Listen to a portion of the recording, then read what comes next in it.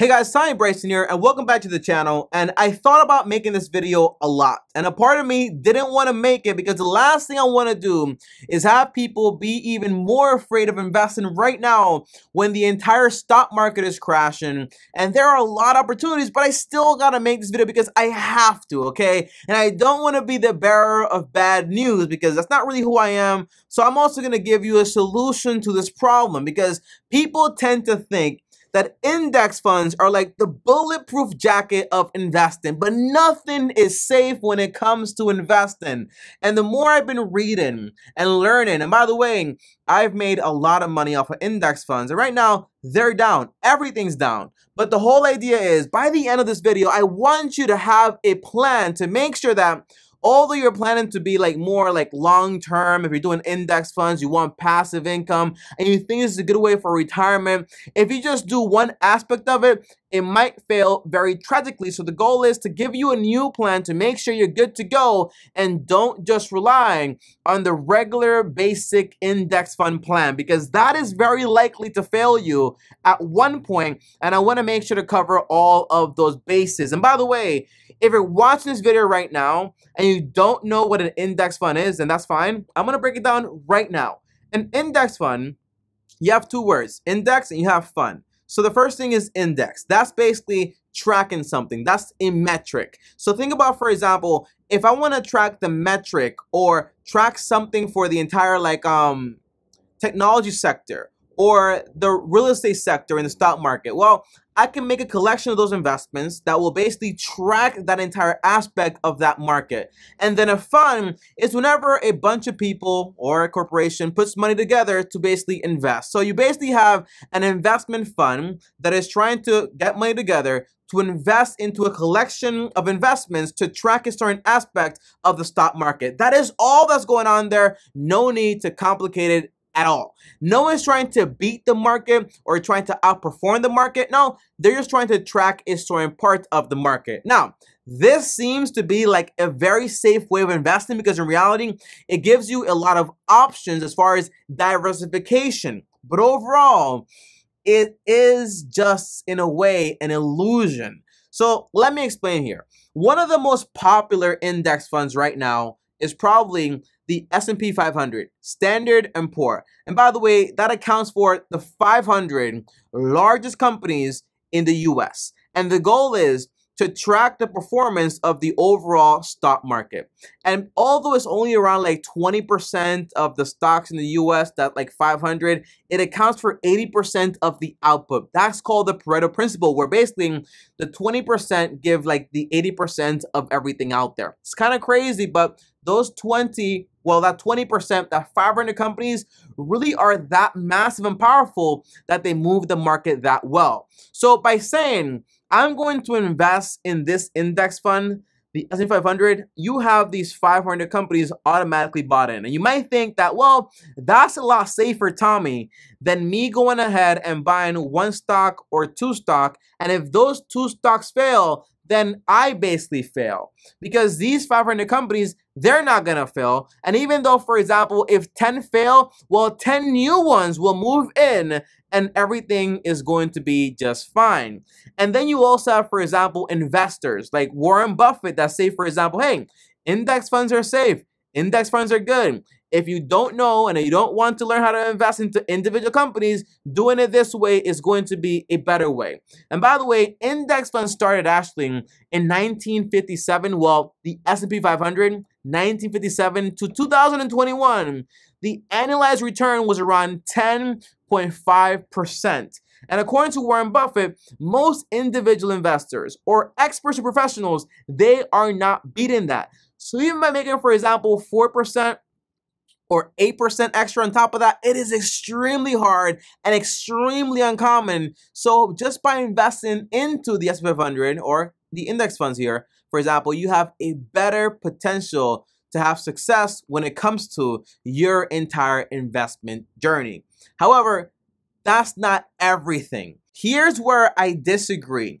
Because in reality, whenever you're investing, for example, into an index fund, you're assuming that automatically you have diversification because you're basically investing into a multitude of different companies, right? However, though, the way I see it is a lot more different. And here's where we go into detail here. The first thing is, if I asked you, are you diversified when it comes to your investments? You might say, well, Tommy, I invest into the S&P 500, so I have 500 companies there. I also do, for example, the total stock market. By the way, it's a bad idea. Don't do both. Just do either one. You don't need to do both.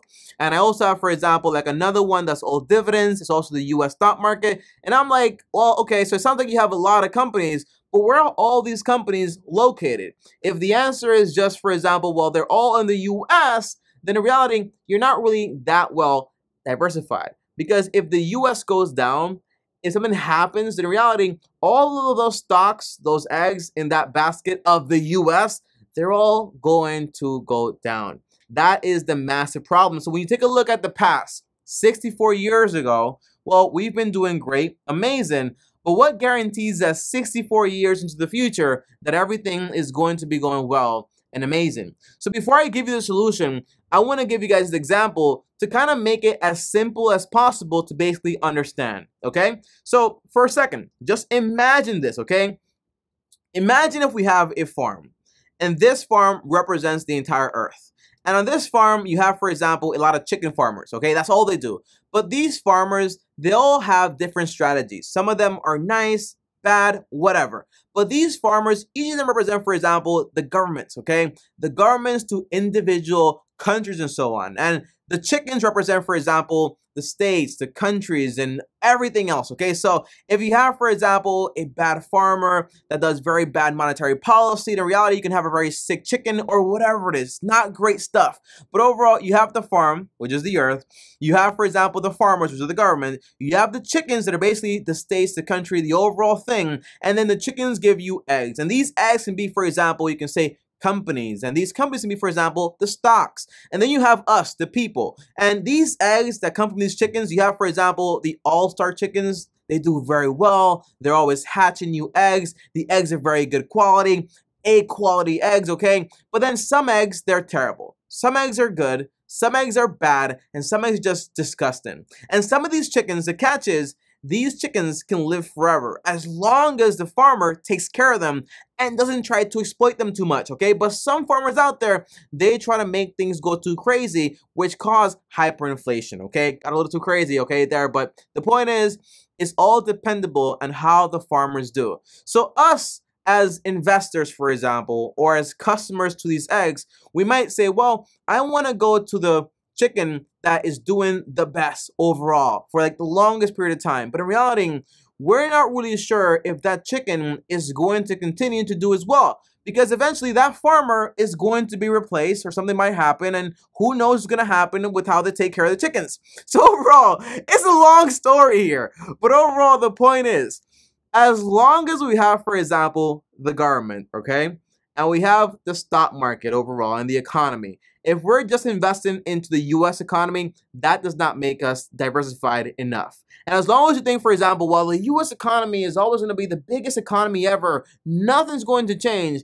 I'm pretty sure Rome thought the same exact thing, and China thought the same exact thing, right? So a lot of these ideas, they're not brand new ideas. So my point is to look out for yourself. What can you do? And the first thing is, what you want to do is you want to be diversified, but not just in different companies within the same exact chicken, which is just the US, but you want to be diversified into other places on this planet. Because most people don't know, you actually have index funds that track, for example, international companies. Like, you know, Toyota is an international company. You know, we didn't make that stuff, okay? You have a lot of big companies that are outside of the US, okay? So by being invested into these different sections outside of the US, that's going to give us some more diversification. So if 1 year or over a period of time we don't perform that well, then that's fine, because you still have other eggs in other baskets. That's the cool aspect. So here's exactly what I do, and I'm going to give you my strategy here, because why not? I think information should be free, and I'm not afraid to share my concepts, because in reality, why wouldn't I? Okay, so the way I invest is very simple. Instead of putting all of my eggs in the US basket, and by the way, I do believe that the US is going to continue to do great and better every year, because guess what? I'm from the US, so that's where everything's at. Okay, that's what I believe. Call me biased, whatever you want to call it. But overall, I put 40% of all of my investment money into the S&P 500. So that accounts for basically me being invested in the entire US market. But another 20% of my, and by the way, you buy these investments by either clicking the link down below, joining M1 Finance. You can find them, for example, also on Robinhood or Vangaurd, Fidelity, your 401k, whatever you actually want to do. But I invest into the Vangaurd S&P 500, ETF, which you can find it basically right here on M1 Finance, and the link is down below. But overall, 40% goes into VOO. I'm going to put everything up here to make everything super visual. And on top of that, I put 20% into VEA. This is a developed market fund, and it's you basically investing into the European market, the Chinese market, into markets that are fully developed with great working companies, but they're outside of the US. That way, if something happens in the US, you're gonna be just fine by being invested also outside of the market. Although we do have kind of like such a connected economy in the sense that if the US goes down, the overall market goes down, but that's not like a sure thing when you look at it over 50 or 100 years from now, okay? That's the whole idea. You can have a huge, massive difference in the long run. That's my point, okay? Now, I also have an additional 20% invested into VB. Now, that accounts for the small markets or small companies within the US, okay? Because again, I'm still big on the US, but I'm not just big, for example, on these big, blocky, massive companies. I also want to be invested into the smaller companies that are up and coming. Fun fact, guys, okay? People often think that the safe investments are the ones that are in these big, massive companies. But 50 years ago, none of these companies existed. Back then, the safe one were the banks, the safe one were the railroad stocks, and also like the commodity companies and the textile companies. But the point is, markets tend to change. So although you have these big companies here that are massive, eventually, in 50 years from now, the smaller companies are probably going to overtake them. So by having money into that small market, although it is more risky, overall in the long run, it's going to make you some money too. So then you have, for example, the large, international, and then you also have the small section, and then I have an additional 10% put into emerging markets. Now these are the markets where the farmers are fairly new, they don't know how to raise the chicken right, the eggs kind of come out okay every now and then, but it's super risky. That's the idea. So it's kind of like, imagine like Belize, imagine like countries that are very underdeveloped, but they have a lot of potential for a lot of growth, and you can make substantial lot of money, but it's also a lot of risk. That's why I only put in around 10%. And by the way, when I say a lot of risk, it's more like it's more risky than the standard funds. But any fund out there, the chances of it going to zero, they're not really that likely, like at all really, okay? And lastly, I also have 10% invested into VNQ, which are REITs. These are basically real estate investment trusts. And the reason is because I want to make sure that if the stock market is down, if everything is down worldwide, well, what does real estate have to do with stocks? Not really that much. There is a difference there. So this way, I can have some diversity, not just in the stocks market, internationally and so on, but also in the selection of securities that I'm actually picking from. This makes a portfolio ultra diversified overall. So think about it. The only way you can really lose by investing this way is if the entire planet goes down. If the farm fails. And if the farm fails, well, nothing really matters, okay? That is the idea. Instead of worrying about one farmer, few chickens, I'm worried about the whole farm now. Because I'm invested into the US, small markets in the US, the real estate market also, invested internationally, and also invested into the emerging markets coming up in the world, okay? So I only fail if the entire world ends. And at that point, nothing really matters. Now, that's just the first solution. Because now the second solution is going to be, you got to learn to dollar cost average. I know a lot of people that whenever they invest, for example, a bulk of money all at once, or they invest, for example, sometimes yes, sometimes not. I might have this month, I might not have next month. I just invest whenever I can. That's terrible. You don't want to do that. And here's why exactly. Let's say, for example, you just inherited like $1 million and you bought into the market at its peak, okay? Everything's great. Everything's fine. And now all of a sudden, the market goes down.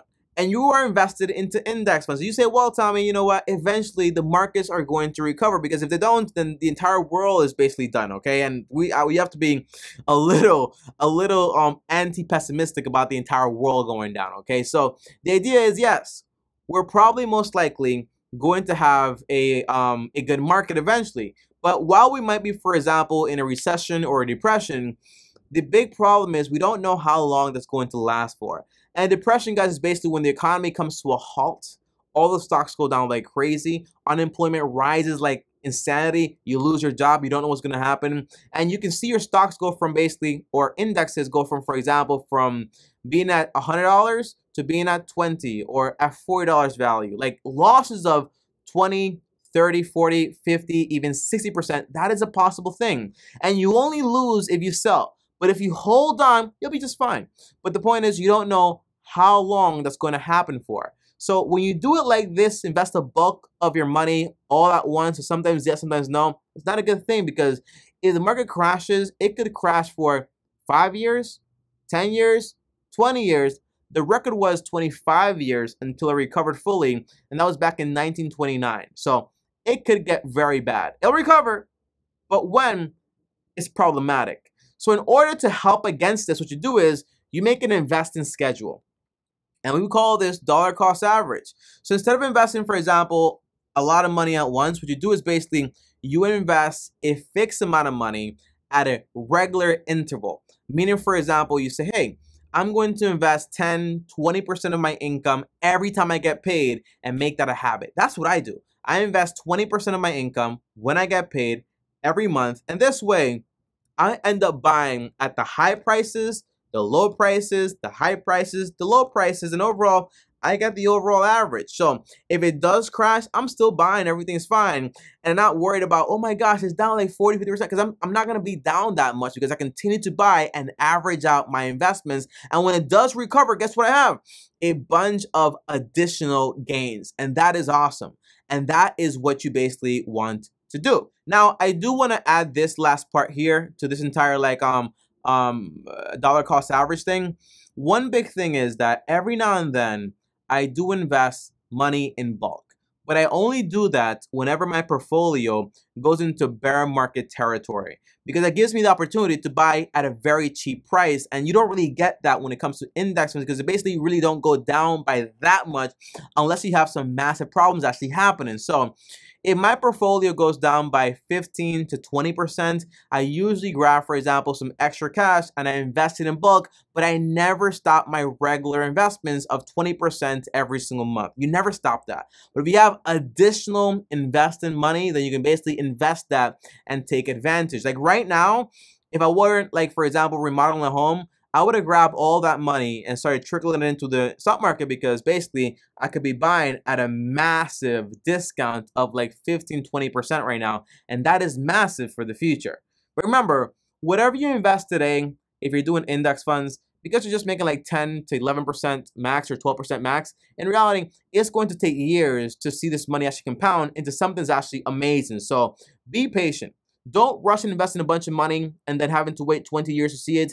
Just invest a good regular amount you're comfortable with, so that way you're not really suffocating that much when you're investing, but you don't have enough for this, or you don't enjoy your life in the meantime at the same time. Now, the third and final tip I gotta give you guys is this, okay? As you're investing this way, which is basically you're diversified, you do dollar cost average, you'll notice something starts to happen.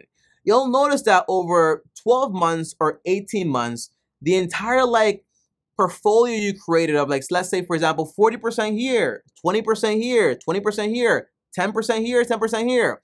You'll notice that over 12 months, those percentages are going to be out of whack, because some sections or sectors of the market are going to outperform other parts. Now, in the real world, what you would do is you double down on what's making you money, right? Because that makes sense. But in the stock market, that's not what you do. You want to go back and rebalance everything. So for example, if you have one investment that's now overvalued, you want to sell the overvalued amount and buy with that money the undervalued ones. Now you do this after 18 months to avoid short-term capital gains. And the only reason you basically do this is because basically this way you keep a good balance overall, because although it's working right now and things are going up on one side, you don't know how long that's going to happen for. And by doing this automatically, you get to buy investments at a cheaper price, because basically if one market is very high, then it might become overvalued. But if another market is basically very low, then it might be undervalued. But so by selling, for example, the overvalued and buying the undervalued,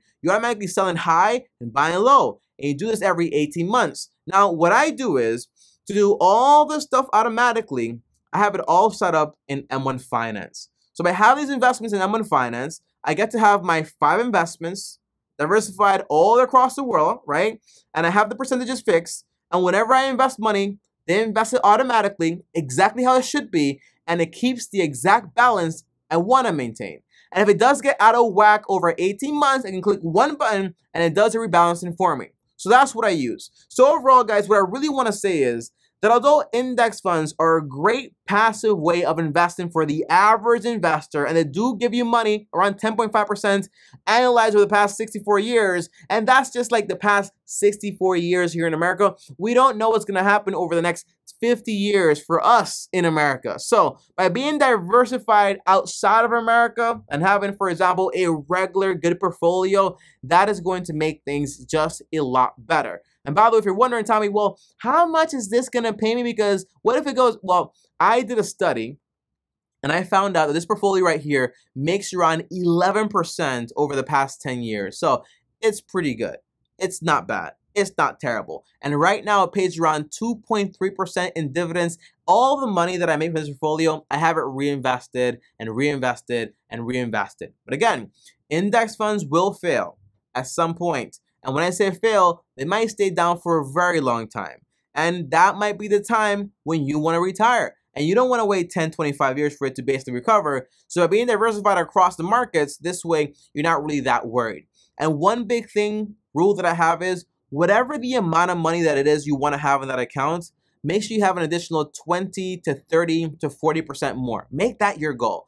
So whenever you have, for example, a huge market crash, you always have enough in there so you don't have to worry about it, because usually the crashes are going to be like 20-30%, like some crazy stuff, like more if it gets really crazy. But this way you have, for example, some margin of safety in there in case anything does go wrong. So that's the video, guys. I hope this helps you, and I hope you make these changes in your investments just to understand exactly how this stuff actually works. And again, if you want to copy exactly the way I invest, the link is down below. And by the way, I love that example about the farm, the farmers, and the chickens, because in reality, you think about it, you do have some countries where they try to pump these chickens with like crazy things to make the economy blow up and go crazy, and then it comes back around and then bites them because it makes the chickens unhealthy, the economy unhealthy, and then it makes the whole market terrible, and that's really not what you want. So that's the idea, guys. I hope this helps you. Yeah, thanks for watching. As always, like, subscribe, hit the bell to get notified. Follow me on Instagram at TommyBryson. If you have any questions, comment down below. Up here is another video. Here's my face. Thanks for watching. And as always, long-term team officially out.